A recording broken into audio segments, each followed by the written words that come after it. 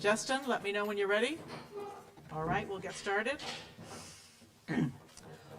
Welcome to our event this evening, the 30th anniversary of the Beijing Declaration and Platform for Action inaugural event, reflecting on the past and leaning forward. I'd like to welcome our live stream audience. Remember that the recording afterwards will be available on the John Jay YouTube channel, as well as the NGO CSW New York YouTube channels. And I give a fond welcome to our sister NGO CSWs around the globe. I would like to introduce myself first. I'm the moderator for this evening. My name is Rosemary Barbaret. I am a member at large on the Executive Committee of NGO CSW New York, and I am a professor at this institution.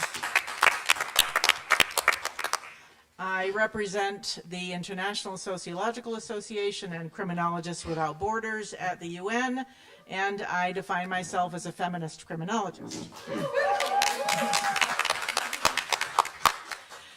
You are now at John Jay College of Criminal Justice, which is part of the City University of New York. This is a large public institution of about 14,000 students and 400 faculty members, all of whom are engaged in the study of justice in one form or another, including gender justice. We have many scholar activists on this faculty, and I see some of my colleagues around the room, and our students define themselves as fierce advocates for justice. Tonight, we have been given funding by the Office for the Advancement for Research at this college to put on a community event, and it is the first of 4 events, and you'll see them to my left. Tonight is our inaugural event, and the idea of this funding is to encourage partnerships between the college and the community, and our partner this evening, of course, is NGO CSW. So we will be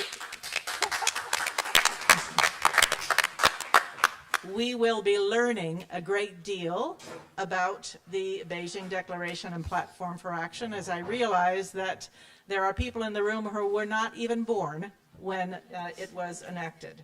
So this is an educational, informational, and exchange of opinions and perspectives event, and we're grateful to OAR for the funding.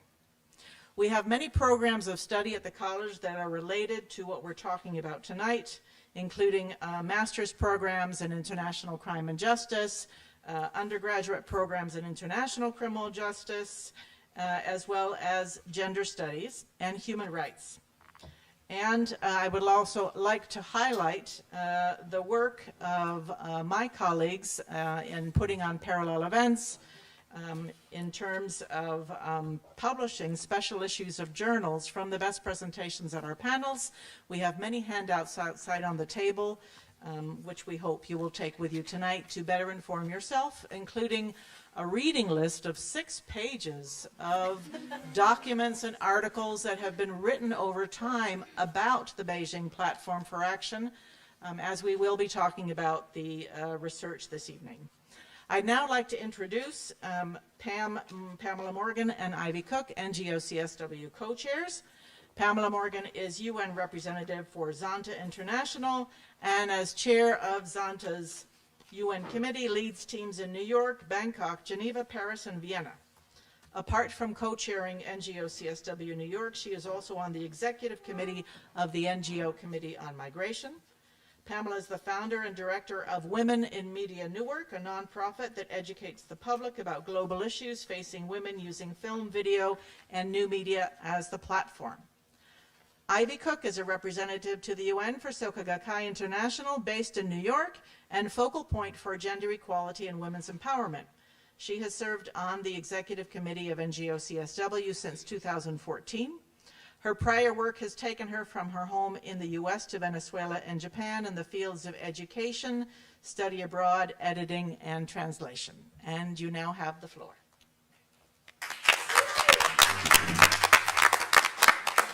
Thank you, Rosemary, and good evening, everyone. And we'd like to begin by thanking John Jay College of Social Justice, John Jay College of Criminal Justice, Rosemary, closer to the microphone. Rosemary and Jillian for all of the effort that they put into bringing this to fruition. And we'd like to also thank you for being here with us. So in co-leadership fashion, we're going to alternate, so you're going to hear both of our voices. So we really thought that, you know, everyone, well, we used to have lots of in-person gatherings around the UN or in the church center and the Baha'i Center for many of you. And after COVID and, well, during COVID, of course, everything became virtual, and we thought that, you know, we really wanted to gather again back in person. We thought now it is safe to do that, so that's why this is our attempt to start these series. So thank you for being here again. Yeah, and just before we turn it over to Rosemary, we want to explain to you why the 30th anniversary of the Beijing Platform for Action is important and why we're focusing on it during this time. And it's really the opportunity to strengthen gender-responsive action and implementation of the 2030 Agenda and other global commitments, such as and including the Convention on the Elimination of All Forms of Discrimination Against Women from 1979, the Program of Action on the International Conference of Population and Development from 1994, the UN Security Council Resolution 1325 on Women, Peace, and Security, and the Madrid International Plan of Action on Aging from 2022, just to name a few. So this has given us the opportunity to look backwards and then to look forward and to how we're going to make the world a better place for women and girls.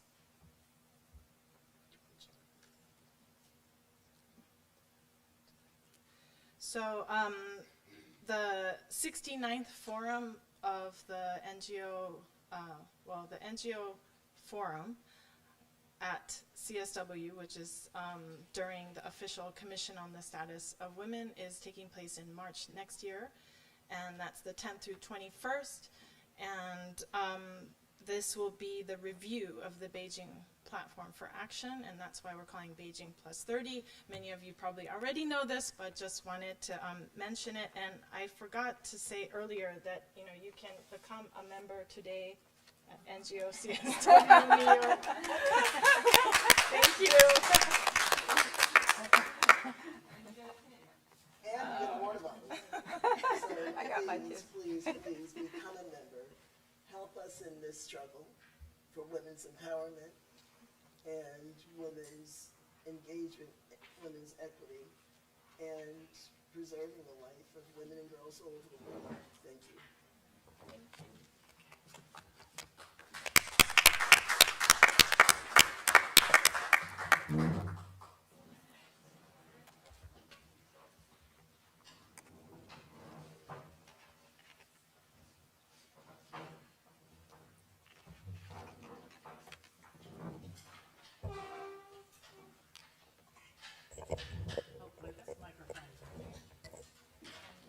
Is this microphone working now? Good. All right, perfect. Okay. All right, we're going to start our event this evening. Some very simple rules. First of all, I hope you've all helped yourself to dinner. This is a safe space, and we ask you all to be respectful of each other and our time together. So we have a short period of time and some excellent speakers. I'd ask you to hold your comments and questions until the end for the Q&A. Tonight's program will start, first of all, with some very brief presentations by our three speakers, and then we'll engage with what's called a fireside chat, meaning I'll be asking certain questions to the speakers that they've had in advance, and then we'll take Q&A. So we have in the room three very smart, powerful change makers. And I'm going to give you a brief introduction to each, and then each will start with a brief intervention. Sun Young-yoon is the representative for the International Alliance of Women to the UN. She's founder and co-director of the Cities for CEDAW History and Futures Project. She was one of the organizers of the NGO Forum during the UN Fourth World Conference on Women, so she was there.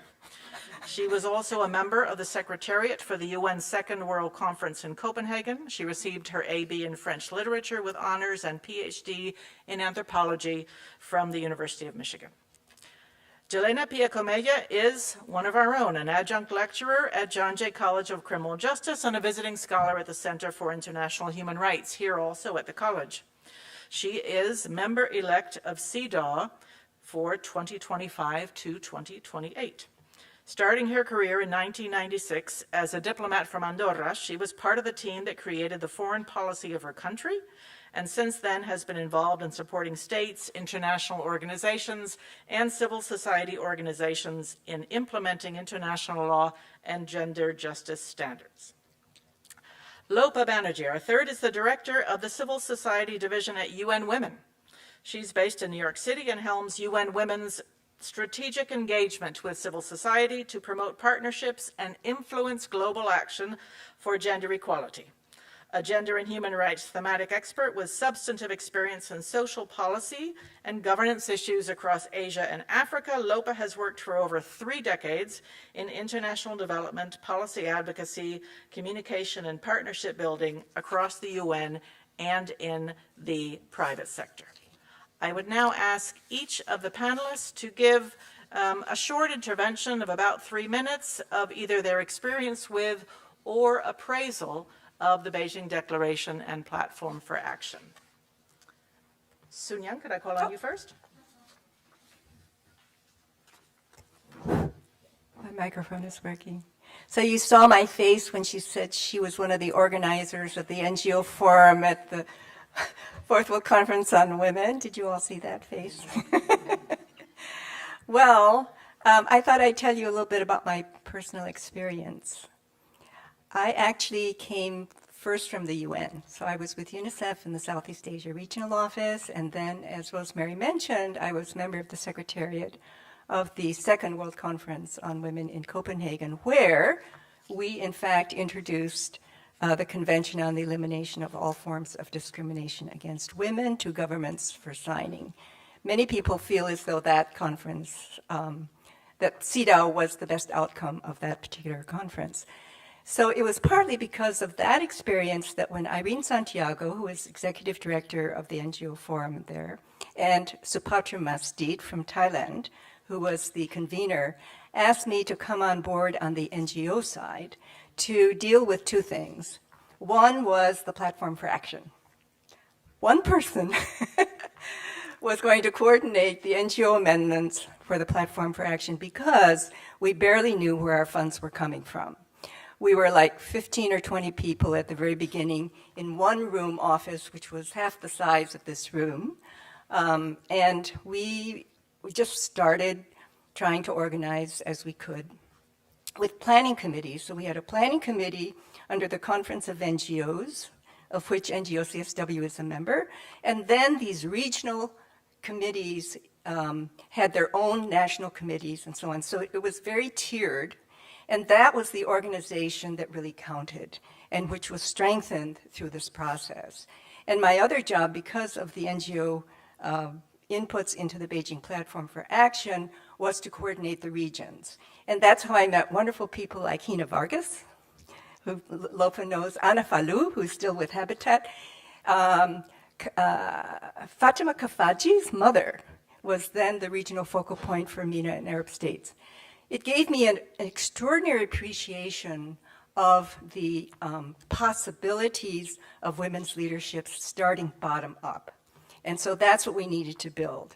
So in each case, those regional networks had consultations. We had 2 years to begin this process and to raise funds for this process.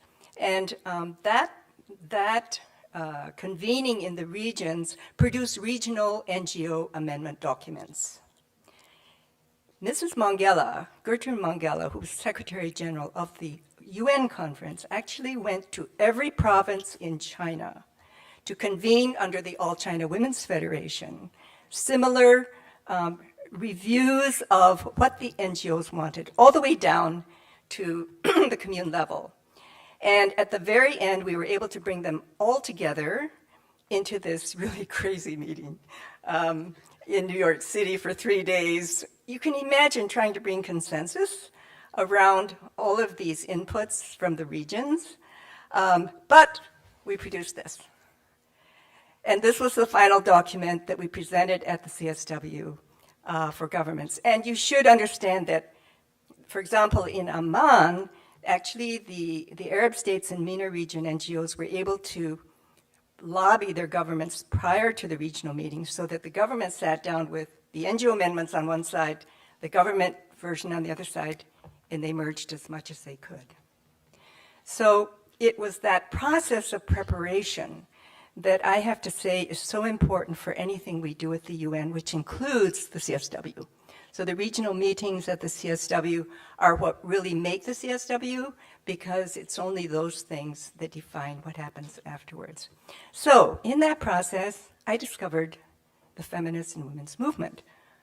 And I also realized, and if you'll bear with me, my academic analysis of this, I realized that actually the United Nations was extraordinarily important in helping to mold our international women's movement.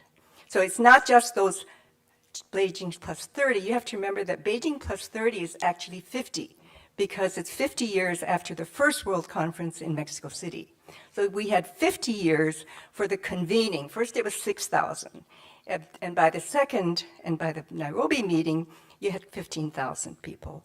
By Beijing, we had 30,000 on the NGO side, and we had 20,000 on the government side. So there's no wonder that the CSW builds every year as well, because of this kind of momentum. So the United Nations helped us work out our difference and tensions, particularly between the global south and the north. So I remember one meeting with Charlotte Bunch. We were standing in a circle, and the women from the Africa region were really angry at the feminists from the north, accusing them of taking over their agenda and trying to define their feminism. It was this kind of internal tension that needed to be worked out, and it's still being worked out to some extent. Backlash. We also had very conservative women's NGOs show up in Beijing. So you have to work with these tensions, but at the end, you end up with something that is a consensus, and which is part of our nonviolent movement. So the UN was really important to help convene that. We talk about the social development conferences of the 90s. Rosemary mentioned ICPD, which is the one on population development. We had one on human rights in Vienna. And most important, we had the Rio one on environment. And we had one on racism and so on. So at each of these, the women's movement was meeting and trying to put their agenda into that process. So that is why Beijing turned out partly to be a turning point. So we declared in Beijing that all issues are women's issues. All of those issues are women's issues. And we declared that we just need to look at the world through women's eyes, because you see it differently. And I think the other thing that we really emphasized was unity with diversity. So the diversity issue began to emerge very strongly because of all this consultation that was happening and the need to provide consensus. So I'm about to present, I'm finishing, and I'm about to present LOPA with the NGO amendments.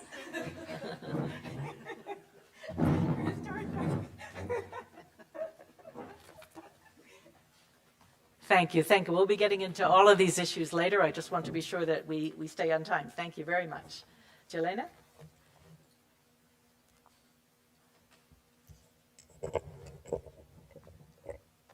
Yep. Yes, it's working? Is it working?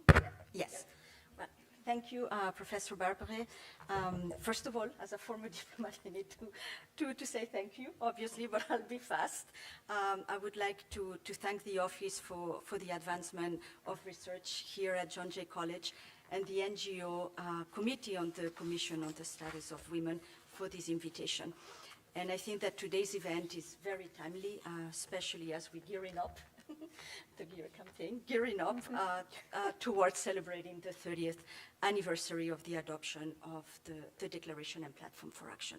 So building on from this consensus, right, and how important it is to bring the voices from the bottoms up. And you said that it was the voices of all women and issues that concern all women. And one aspect of the Beijing Declaration and Platform for Action that is sometimes overlooked, and unfortunately we need to come back, is that women's rights are human rights. And that's one of the main highlights from the document.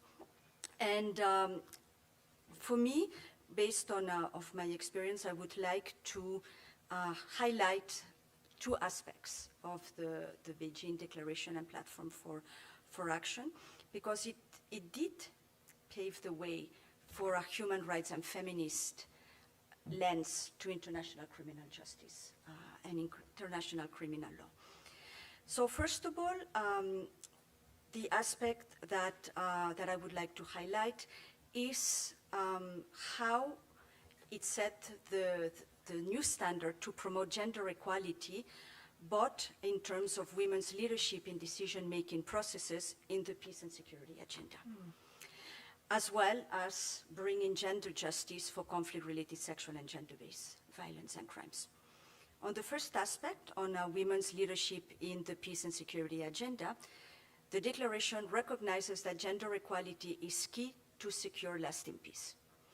And gender equality, as we all know, is at the core of the Women, Peace and Security agenda of the UN Security Council, an agenda that came into existence in the year 2000 with the adoption of Resolution 1325.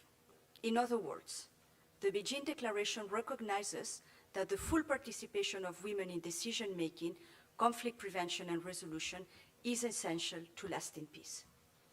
Women's leadership in the peace and security agenda is further developed under the strategic objectives and actions of the Platform for Action.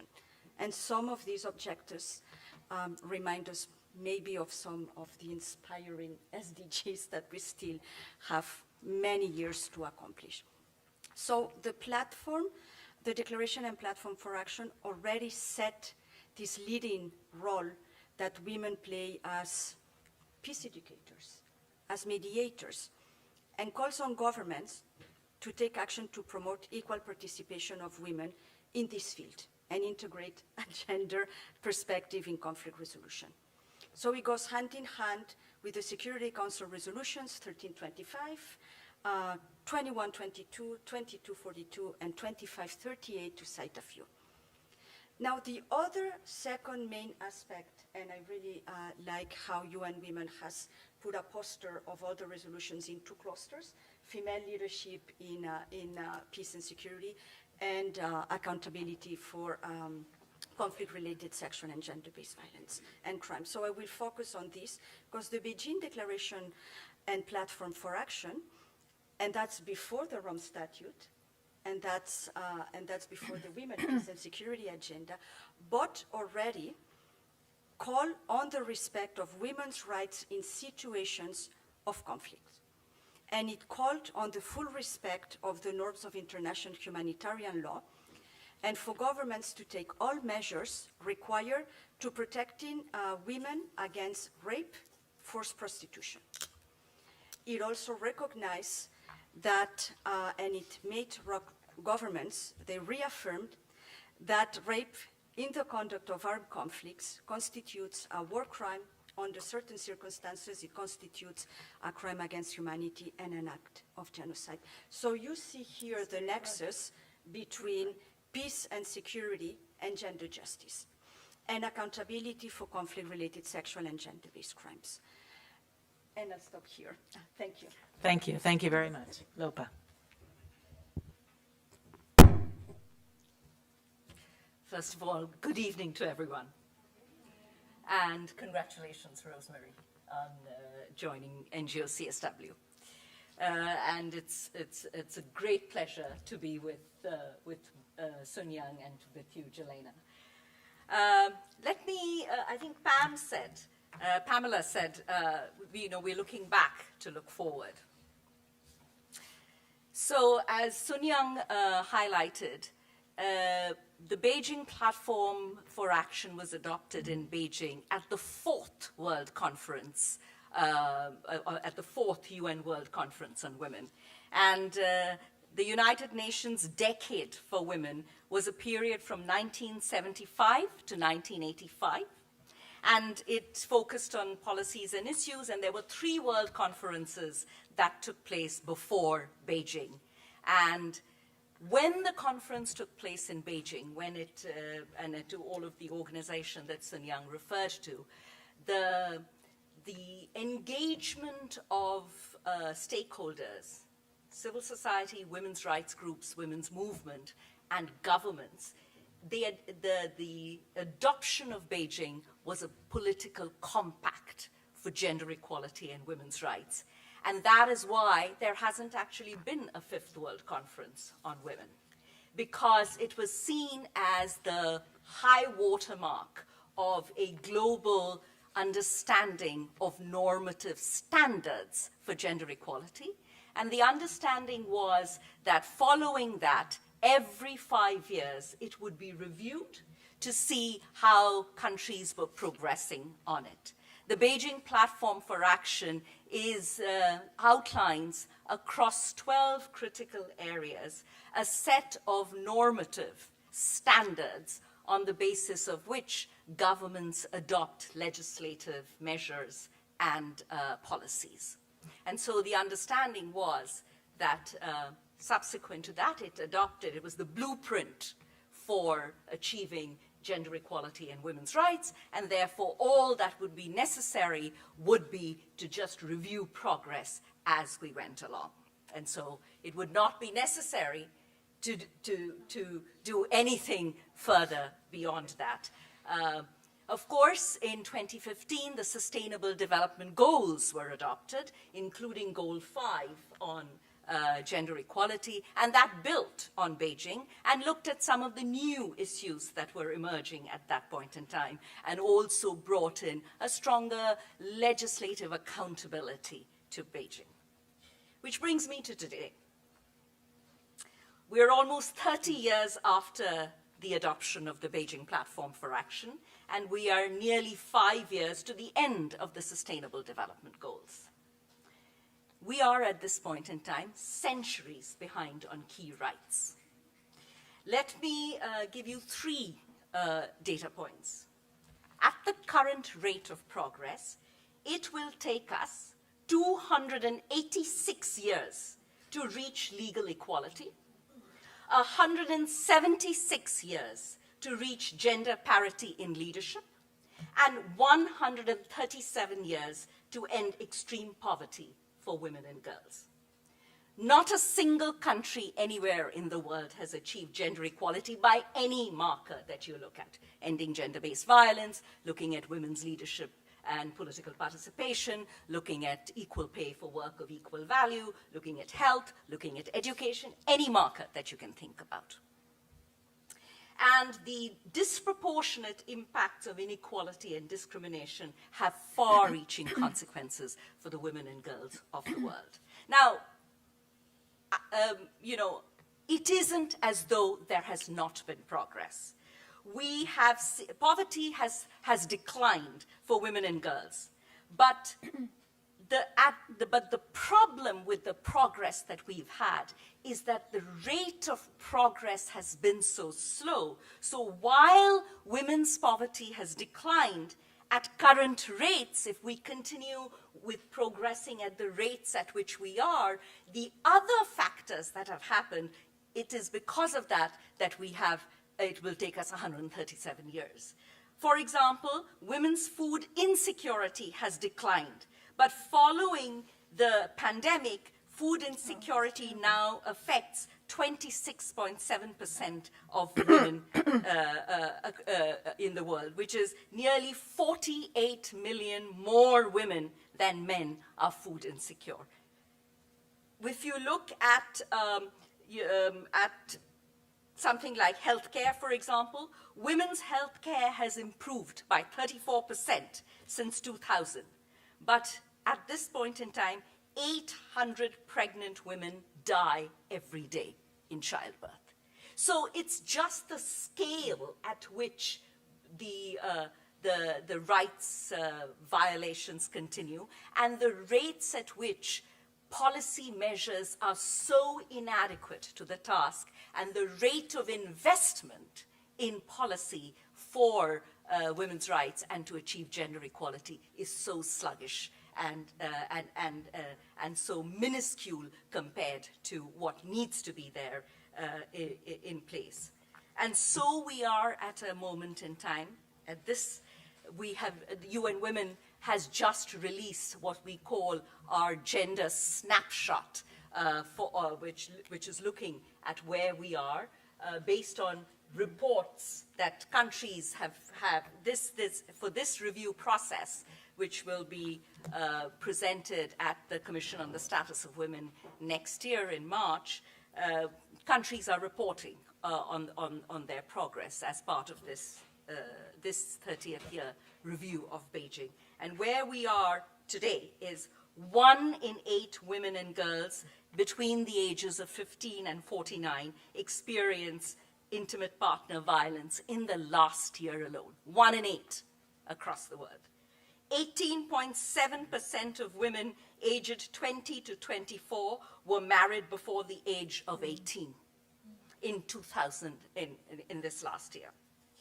Over 230 million girls and women have undergone female genital mutilation, including 30 million more over the last 8 years. Nearly half of 68 countries with available data lack sufficient legal protections for women's rights to land ownership, to access to productive resources, and to access to labor force participation. These are just some data points to show the difference between progress that has been made. We have laws and policies in place. We have more countries in the world today have, for example, legislation criminalizing domestic violence than there were in 1995 when Beijing was adopted. That still does not address the scale of the epidemic of violence that exists in the world today. And so at this point in time, the focus for UN Women and leading the UN system is on 3 critical things. The first is that we are mobilizing governments to come together on priority actions. There are the 12 critical areas, but on priority actions that hold the greatest potential to catalyze achievement of gender equality and women's rights in countries, noting that countries always prioritize development actions. And so what are the critical actions at country level that have the most potential to catalyze change and catalyze progress across the different public spending for development in countries? The second is that we are absolutely determined to raise this we are raising it, and at this point in time, that a well-resourced women's movement and a bolstered civil society with the fiscal and political space for action, that there is investment in that with young people at the center to lead action forward, because we have seen, including in this year of mega elections, the kind of mobilizing that has happened with young people in these elections. And finally, a multilateral system that is resolute in its intention to deliver for gender equality on the commitments that it has made, Beijing being the Beijing Platform for Action being a multilateral resolution for this. And I will stop here. Thank you very much. Thank you very much. Wonderful opening interventions. I think we've all been convinced that this is a very important document, that it was made at a historic time with a confluence of factors. And I'd now like to proceed to our fireside chat. I'm conscious that I have a student in the room who took a course with me for an entire semester on the Sustainable Development Goals. So my question is, why should youth, particularly university students, care about the Beijing Declaration and Platform for Action? And how do you think it would look if it were to be drafted today by our young people? Would anybody like to start? If we're going down this way, for the question on how many young people, students are in this room? Can you raise your hand? Okay, so I'm talking to you. You have a choice. You have choices to make. And I assume that you've chosen to be part of a global community, to engage in some way with the United Nations. So for you, if you choose that, and if you care about gender equality and gender justice, the process around the Beijing Platform for Action is an open door for you. And you need to walk into it. It's the process. I mentioned the importance of the process for the Beijing Platform for Action, the preparation, the consultation, the activity, the participation, which means that right now you should begin to read that document, be well educated on it so that you are preparing yourself for the CSW coming up. And that means that after the CSW, during CSW you can contribute, and then afterwards you can walk away saying, I know what I'm doing now, here's what I need to do. So that's your first choice. Your second choice is to take a look at everything else that has helped that policy document, as Lopa was saying, this golden standard document, actually work with human rights. So I'm involved with this group called the Coalition for the UN We Need, and we are arguing precisely that we need a reform of the CSW in which we bring the Beijing Platform for Action with lots of other instruments, in particular with CEDAW and with the SDGs. So if you are looking for accountability, and if you really want to make a difference, you need to study both of those at the same time. That's my suggestion.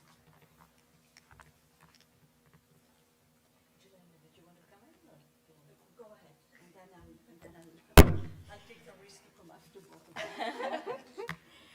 So why should young people be interested, and how would it be different today if it were drafted? You know, the Beijing Platform for Action was drafted in 1995 at a time when democracy was thriving. New democracies were emerging, human rights and democratic institutions were being strengthened, apartheid had ended, movements were hopeful, strong, they were being supported. There had been 2 years of supporting social movements and feminist movements to participate in Beijing. And within this context, Beijing was adopted as a political compact between rights holders and duty bearers for a goal, for action that they agreed on. 30 years later today, the world is less democratic, less secure, much more profoundly violent. The scale of war, the scale of assault on women's rights. The VDEM, there is this report that is called the VDEM report, which is a report on democracy that comes out every year. And it reports, it's one of the most prestigious reports that brings out statistics on a number of democratic indicators across the world. And the VDEM report of 2023 reports that 72% of the world's population, 5.7 billion people, live in autocracies by 2022. And the global level of democracy and democratic institutions is back to 1986 levels at this point in time. And so, What does this mean for young people today? It means that the holders and owners of power, privilege, and authority are intransigent in their intent to hold on. Structures, systems, institutions, policies are failing to deliver on people's rights, and accountability mechanisms are weak. And yet young people are mobilizing. Young people have hope as their strategy.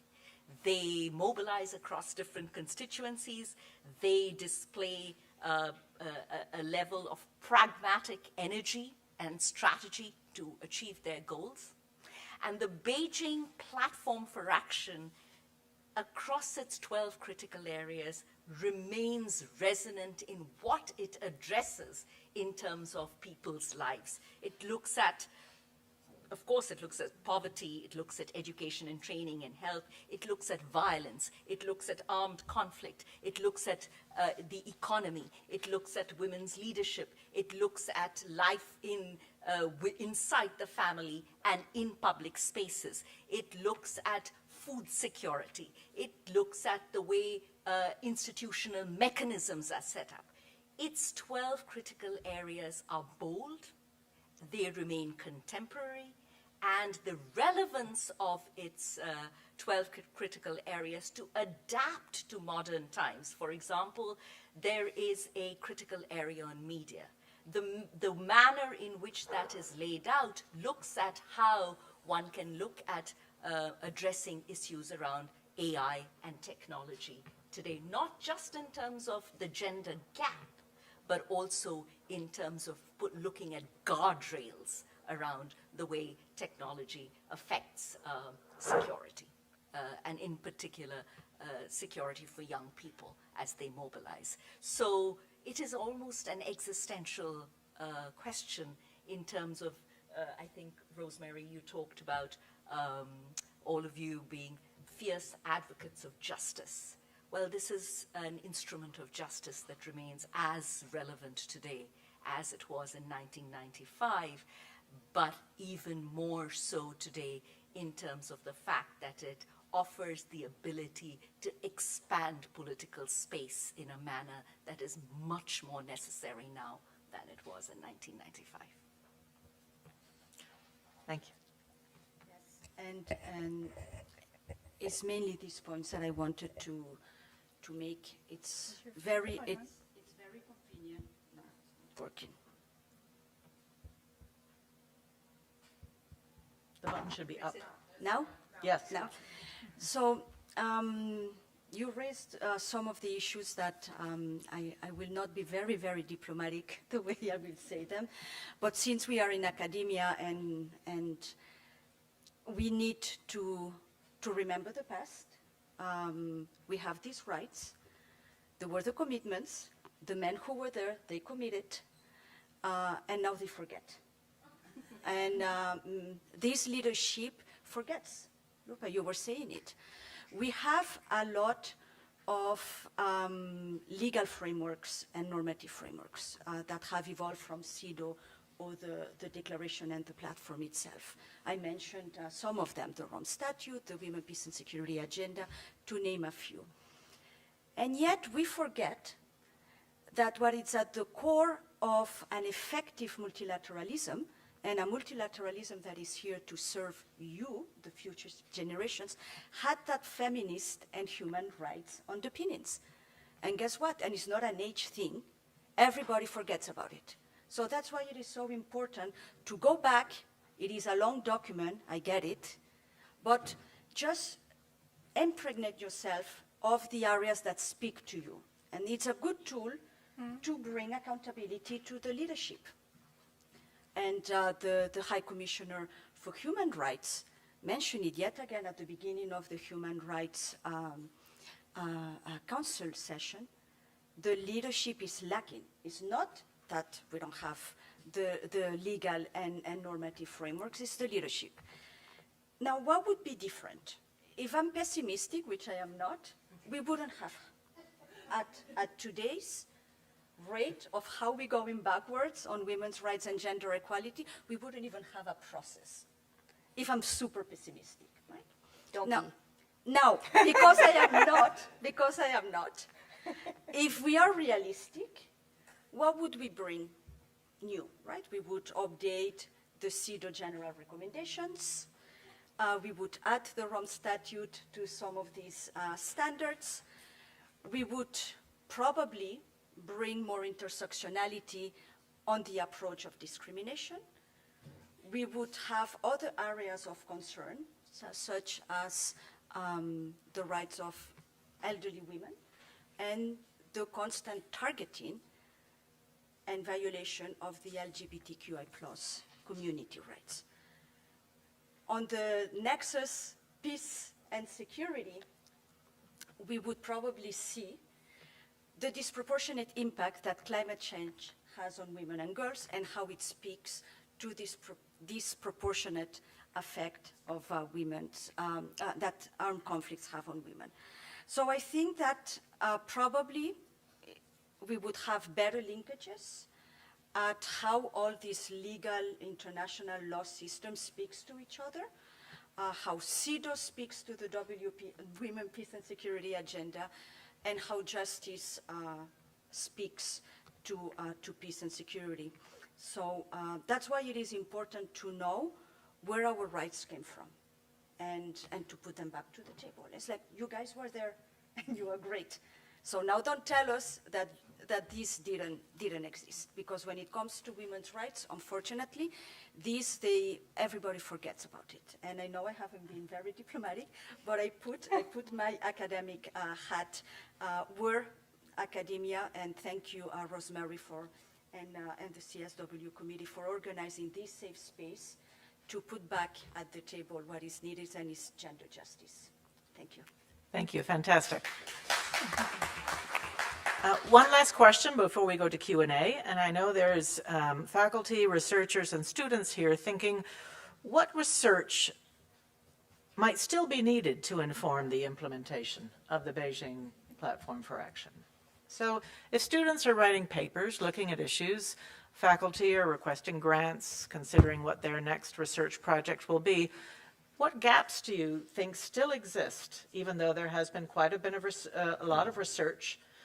There's been an explosion in research on violence against women in the past 20 years. What is still out there that maybe is a knowledge gap that we could help to fill? Anyone? I can start on that, because actually we're looking for this. This is a deep conversation at the UN right now. First of all, I think on the new issues that we are seeing, we just do not have enough data in the ways in which we are looking at the nexus between AI, technology, discrimination. I think there really needs to be a lot more research in this area in terms of understanding this. Looking also at the ways in which discrimination is being justified in certain contexts, and to be able to look at the research and thinking around that in terms of social issues. A very key area that there is very little work still, although there is some work on it, is on social movement strategies and understanding social movement strategies. What is working where and why. Not simply as anecdotal evidence, but really as evidence that is built on data sets that enable us to both to amplify, but also to replicate. And then the third is on the current geopolitics. I am also going to be not a UN staff member here right now and speak up without my UN hat. The world today is, in effect, even though I work for a multilateral institution, and I'm very proud to work for it, and I think that it remains a crucial institution in these times. That said, the world today functions in what one political thinker has called minilateralism. In other words, groupings of countries that in small groupings of countries that are aligning on geopolitical issues, on ideological issues, on trade and security issues across common, on common goals. They are sometimes informal groupings, but they come together, and and that's where policy change and policies are being developed, not all to the benefit of rights and justice, but that's where action is taking place. So understanding the geopolitics of this minilateralism at this point in time, and how we can work with that in terms of the strategies that we need to build as in larger groupings through larger institutional mechanisms that are more focused on justice and global governance, but adopting some of those strategies in order to make progress. Yes, and if I may, coming from being a national of a small country, I think that even though there has been research made on the role, for example, of the elected five at the UN Security Council, IPI, the International Peace Institute, has just published the role of small states, and a little bit of what you're talking. I think that it would be good to see how these linguistic or regional, sub-regional power dynamics are building to get this consensus. And I say it because at John Jay College, a lot of our students, and that's what makes this college very unique, come from very different backgrounds of different cultures and languages. And multilateralism, it's becoming one language, one voice, one view that doesn't trickle down, because it doesn't bring the bottoms up. And I think that it should be good to do some research in different languages of how the language and the culture from the bottoms up and gets organized builds a better multilateralism. I think it goes back to the issue that I was saying about leadership. It would be good to run a fun econometrics on leadership and violation of human rights or lack of accountability in the leadership, not calling for accountability for conflict-related sexual and gender-based crimes. So I think that more than research, also what we need, again, is to make sure that universities don't sanction women's studies and gender equality curricula, and that we create more space like the one of today so that we can exchange views, and it's all about raising awareness and educating. Thank you.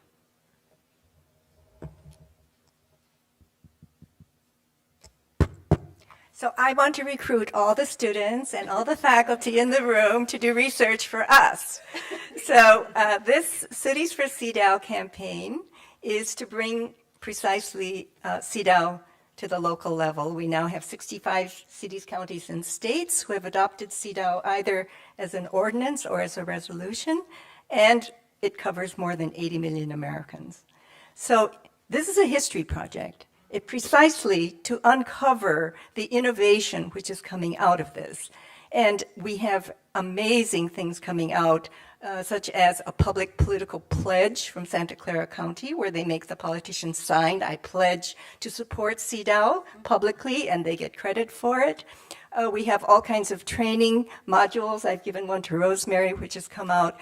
And so what we need in this history project in the Cities for CEDAW is an understanding of how the local ecology and the local action on women's rights interacts with the global. And I was mentioning the importance also of the interaction between the women's movement and the UN. So that is, on the macro level, another history that we need to understand. And the US has a very, very strong and very important part in that international history. So I think a historical perspective is perfect for anyone looking at criminal justice, looking at the history of the evolution and of where we are now, and placing the 4 world conferences and those conferences in the 1990s as accelerators in that movement, because each of those moments was an accelerator for the international women's movement to come together. CSW is an accelerator. That's when the women it's the largest gathering of feminist women's movement in the UN system, kind of competing with the Human Rights Council meetings. So that is where you need to take your energy, and that is where you will find many, many research topics that are needed dealing with the 12 critical areas of concern. And I do want to mention, if I could, things that are coming up that are going to help us. Right now, next week, we will have the Summit of the Future. I just got a text saying that Russia broke silence on the Pact for the Future. So what is the Pact for the Future? It's going to be another roadmap for us of consensus that comes out of the governments that talks about future generations and how to save our planet. A lot of it is focused on climate change and on AI. We also have the Digital Compact, which will come out, which will be an agreement. It'll be like soft law. Compact is soft law.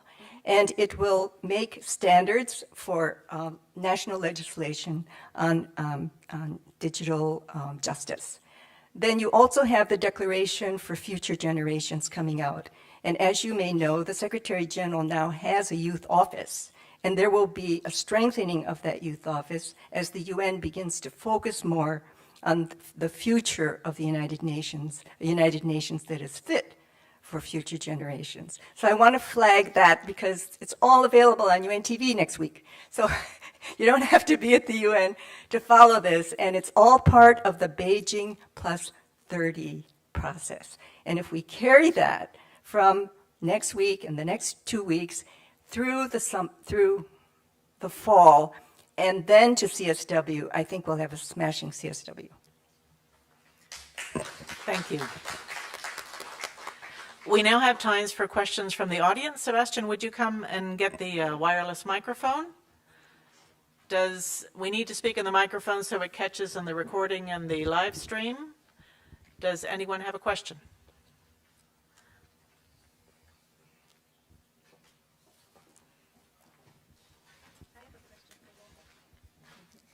Can I ask a question? Do you want to ask the first question, Surya? I want to ask a question to you, Rosemary. So you're part of NGO CSW New York. What do you think needs to happen at Beijing plus 30 on the 3 things I just mentioned? The Pact for the Future, that is a revitalized UN, the Declaration for Future Generations, and a digital compact. Just those 3 things. If we were to bring them to CSW, what would you imagine that you would want out of that? That's like an exam question. When I follow UN processes, I'm usually not constrained, but focused on my own area of research, which is feminist criminology. So in whatever is discussed, I look to see, first of all, what are the implications for the research and the action that's been taken on violence against women and girls. I also look at what is being done to promote women in criminal justice as professionals, whether they're peacemakers or law enforcement, judges, prosecutors. And third, I look at the situation of women in prison. Very small population, horrendously ignored by the global community. And I look to see what provisions will help women who have violated the law, are in detention, or are incarcerated or in reentry. Those are the areas of research that I focused on as generally what is considered feminist criminology. So as I look through each of these documents, I usually look for some mention of one of these 3 things and some advances in these areas. And I'm particularly interested in the role of youth in engaging in these issues. And as concerns digital justice, the very important interplay between the CSW and the work of the Crime Commission in Vienna, in that the last set of agreed conclusions had quite a bit of suggestions to criminalize actions that are harmful to women and girls that occur in the digital sphere. But in the current draft of the UN Cybercrime Treaty, there's next to nothing. There's very little. There is very little. So there's a disjuncture between what's going on, and we have written about this in our special issues, between what's happening in Vienna, which does affect women and girls, and what's happening in the CSW. And so that's how I tease out of all the instruments and all the proposals that is going on, what is something that is within my area of expertise.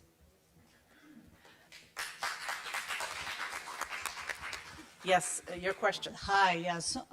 My question is, following up on the Summit of the Future and the Pact for the Future, are you satisfied with the inclusion of these 12 critical areas and other gender issues in the Pact for the Future? And if you're not satisfied, what actions will you be taking?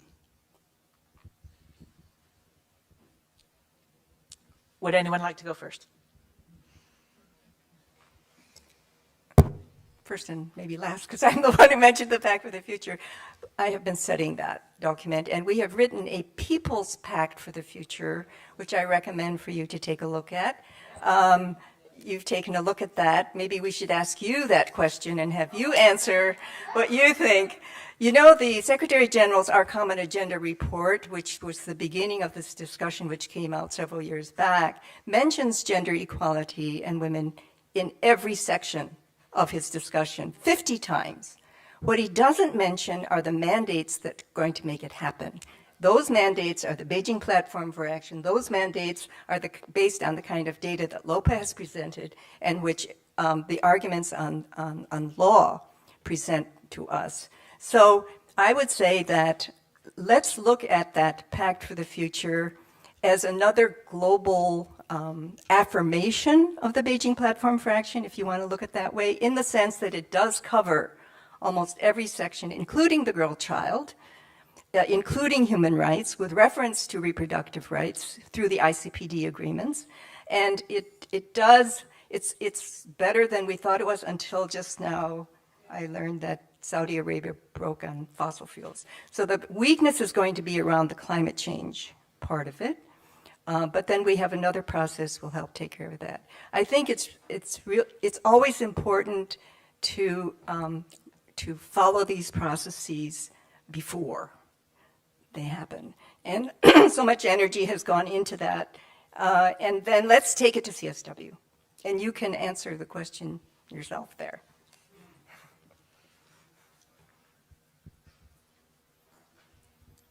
So as you're all aware, the United States is in some interesting company among, I think, 7 countries that haven't ratified CETA. And we have an election coming up in November. So I'm just wondering if you could speculate a little bit on what you're seeing as the prospects for something like CETA ratification with the upcoming election and even under a potential Harris presidency. Don't you vote here? Don't you vote here, Lola?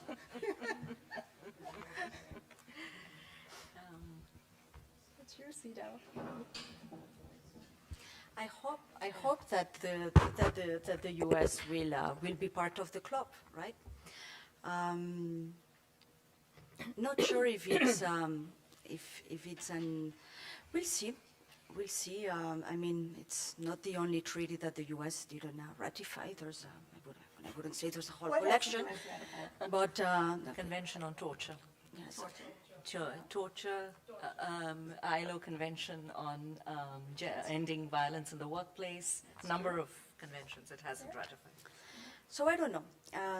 Of course, when you see the 2 candidates running for office, based on the track record of the vice president, you would think that she would like, if she's elected, to have the U.S. ratify. But it goes beyond that, and I don't need to get into this. We all know why the U.S.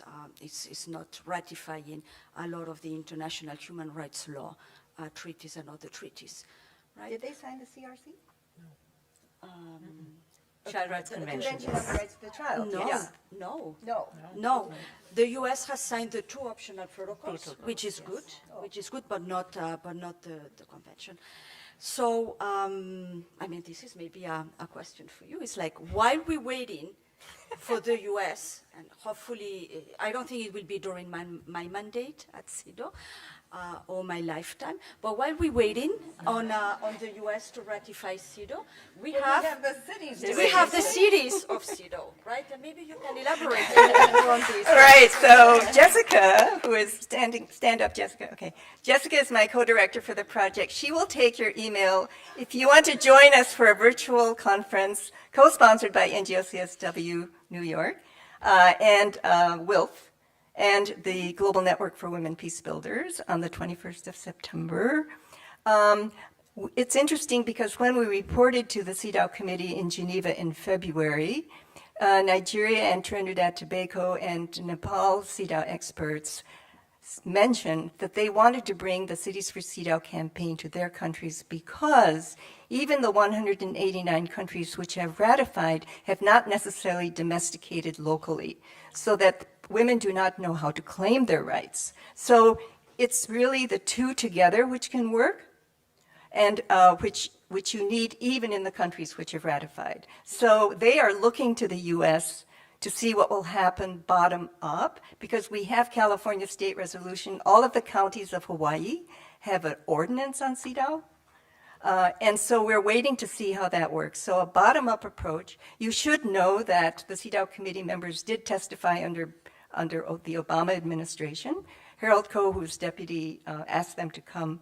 He was deputy attorney general, asked them to come and testify. So it has been on the agenda of the Clinton administration, Obama administration, and Carter did sign in 1980. So it's just a matter of getting it through the Senate. You should know that Washington, D.C. has a CEDAW ordinance because the Senate is so disorganized. It didn't realize this was happening 30 days past, and Washington, D.C. happened, and Pam and Jillian came and actually presented an award to Mayor Bowser. Also, I think it's important, that we're talking about the other conventions that the U.S. hasn't ratified. So to your specific point around, if we see, a positive, safe space, yes. If we see a positive electoral outcome, positive election outcome from this election, because the problem with the United States and CEDAW, apart from some of the provisions, but it didn't it can have the same sort of things that many other countries have done in terms of with reservations. But the reason it hasn't is also because there isn't a constitutional provision for equality in the U.S. So actually, if simultaneously the ERA proceeds and the ERA is adopted, then it becomes a lot easier for CEDAW to be adopted. So in fact, those two, and of course, Sun Young, I think the enormous work being done by Cities for CEDAW as sort of the base for this is absolutely invaluable in terms of a future thing. I just wanted to respond to the person at the back who talked about the Pact for the Future and whether the Beijing Declaration features.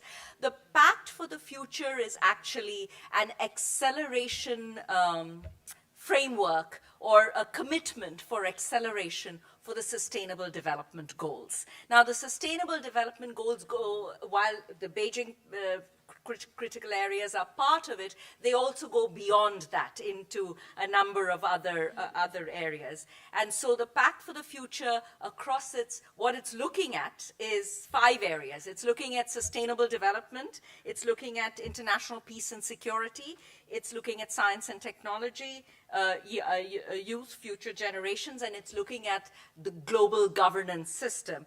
And one of the most critical things that it's looking at, which was actually not there in Beijing and in fact is a gap area for Beijing, is financing. It's looking at financing for gender equality and financial investments in gender equality and women's rights policies. And unfortunately, that is one of the areas that is now, the silence is being broken on Yeah.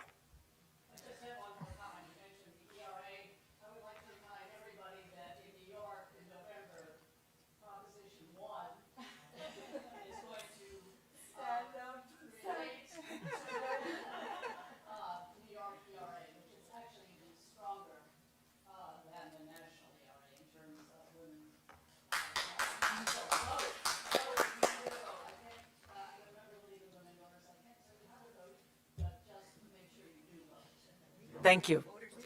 Another question?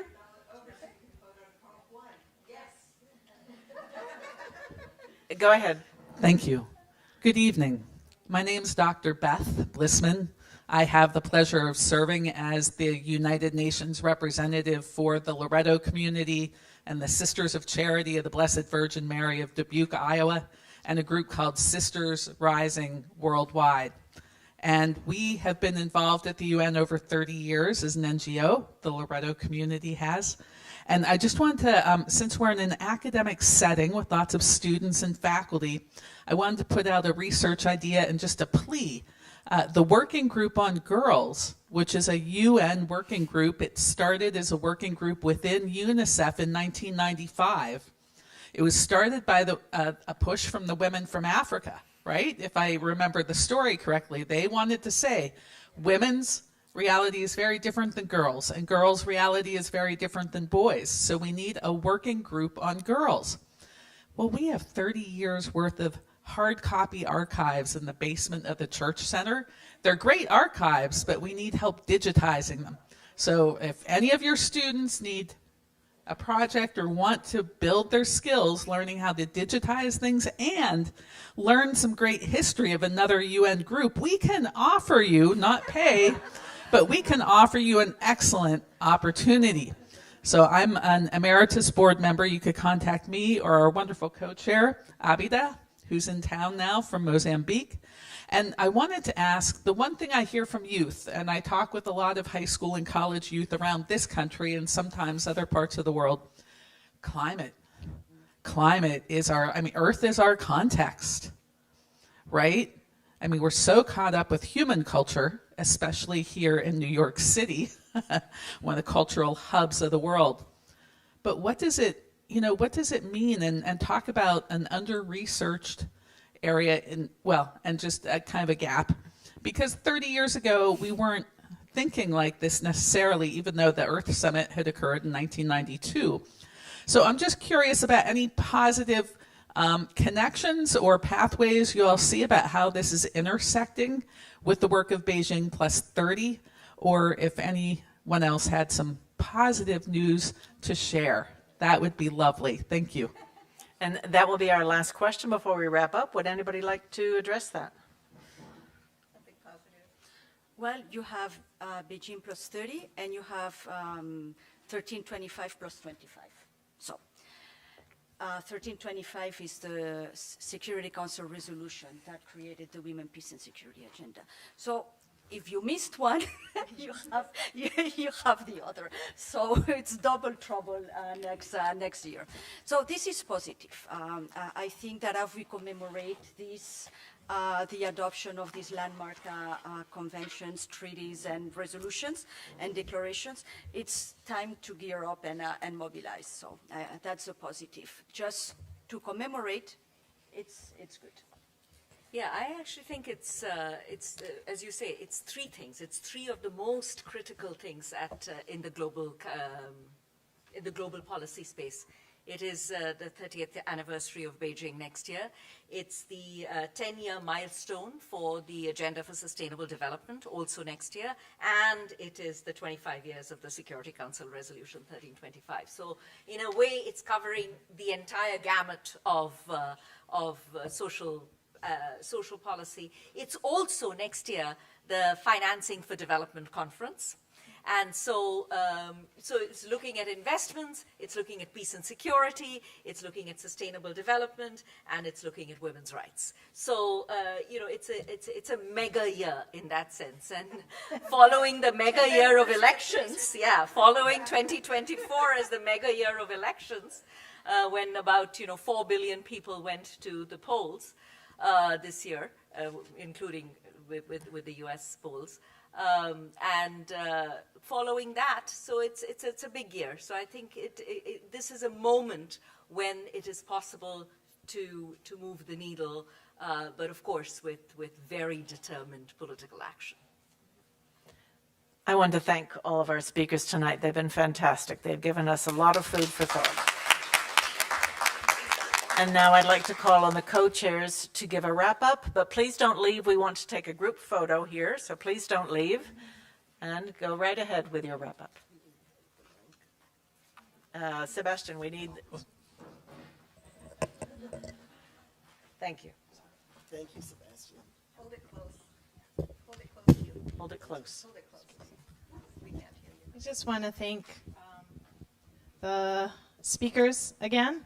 So Sun Young and Helena, Lopa, Rosemary, thank you so much. And so like I said, this is just the first of a series. So the second one is going to be October 19th, and it'll be this room again, except it'll be in the afternoon at 1:30, and lunch will be served. Some nice sandwiches, it says. Yes, and there will be a film screening, and it's going to be on femicide. Okay, I'm sorry. The film is going to be on femicide, specifically on femicide in Mexico. I'm sure that many of you have heard of the femicide in Juarez, Mexico, and this is one story, one woman's story out of Juarez, Mexico, and her fight for justice for her daughter's death. And it is a compelling film. It's a true story. And in November, the protagonist will be actually available for video conference if we're interested. So after you see the film, you can decide. But it's a compelling story. And what she had to endure in her fight for justice, 2 assassination attempts, and other horrific acts that were perpetrated on her in collusion, with the police. So it's really a social justice, human rights issue. This event will not be live streamed because we don't have permission from the filmmakers, so you must come in person for this, and it will be moderated. This event will be moderated by NGO CSW Vice Chair Rosa Lizardi. And there will be a discussion led by Professor Veronica Michelle Luviano of the John Jay Department of Political Science. Additionally, on November 22nd at 1:30, we're going to have a session on the Secretary General's Unite campaign, and it's Unite Against Gender-Based Violence. And it's in line with the 16-day campaign. And then on December 12th at 6 p.m., the last of this series, and will be Education as a Pathway to Leadership. So we'd like to thank the Office of the Advancement of Research, and in particular, Remy Bahati, John Jay Marketing, Facilities and Audio Visual staff. Yay! Thank you. And Aladdin Catering for the delicious meal. We'd also like to give particular thanks again to NGO CSW Executive Committee, particularly our treasurer. Stand up, please, Madam Treasurer. Let everyone see who you are. Jillian D'Souza Nazareth, our wonderful moderator, Rosemary Barbarette, and our interns who greeted you. Could you please stand up so everyone can see you? And at this time, we'd like to ask everyone to come to the front so we can take a group photo. Thank you.